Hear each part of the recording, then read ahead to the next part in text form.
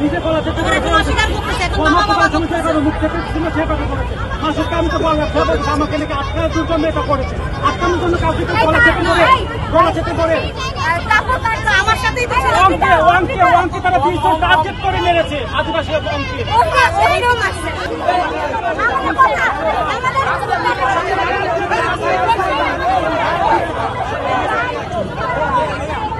DMP police নাকি TV police এই যে এটা ডিএমপি পুলিশ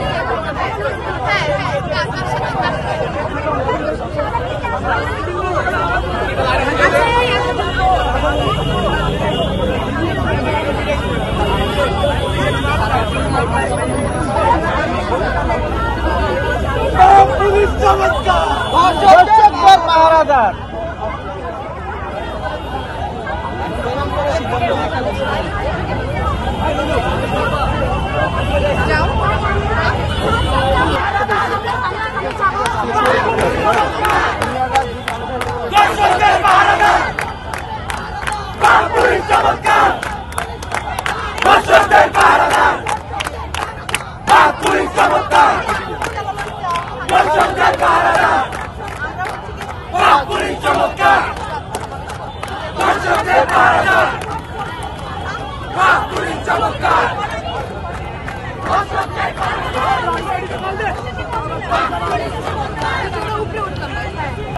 আপনারা জানেন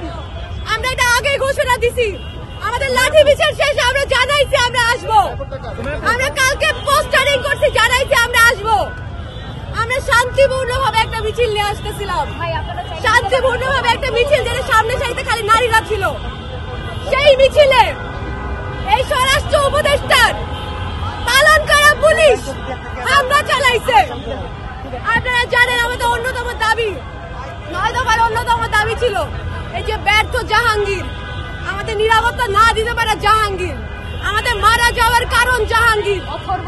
অথর্ব জাহাঙ্গীর তার পদত্যাগ করতে হবে সে তো পদত্যাগ করলো না সে একটা নারীদের নেতৃত্বে একটা মিছিলে পুলিশ দিয়ে হামলা চালাইলো আমাদের পোশাক ছেঁড়া হইলো রমজানের মাসে মেয়েদের পোশাক ছেঁড়া হইলো লাথানো হয়েছে মেয়েদের মাটিতে পাড়ায় লাথানো হয়েছে লাঠিচার্জ করা হয়েছে আপনাদের কাছে ফুটেজ আছে আপনারা জানেন আমাদের ঢাকা বিশ্ববিদ্যালয়ের ভাই অং ভাই তাকে পিটায় হসপিটালাইজ করে দিচ্ছে এই জায়গায় দাঁড়িয়ে আমরা সততার সাথে যেই বাহিনী যার আন্ডারে চলা বাহিনী বা যাদের ঘোষণায় চলা বাহিনী আমাদের উপর হামলা চালায় তাদের সাথে কোন প্রকার আপোষ বা ডিলিং করতে পারি না আমরা আমাদের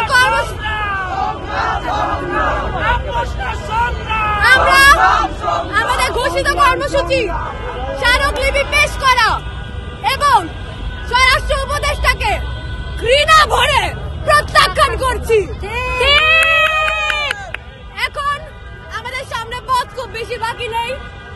আপনি ক্ষমা চান নাই এতদিন এখন আপনি ক্ষমা মারলে ক্ষমার উপর আমরা থুতু মারবো আপনার ক্ষমা চাওয়ার মুখ নাই আপনি লাঠি চার্জ করাইছেন আমাদের উপর এই জায়গায় দাঁড়ায় আমাদের একমাত্র উপায় আমাদের ভাইরা যেমন আমাদের উপর হামলা হয়েছে শুনে ছুটে আসছে শাহবাগ থেকে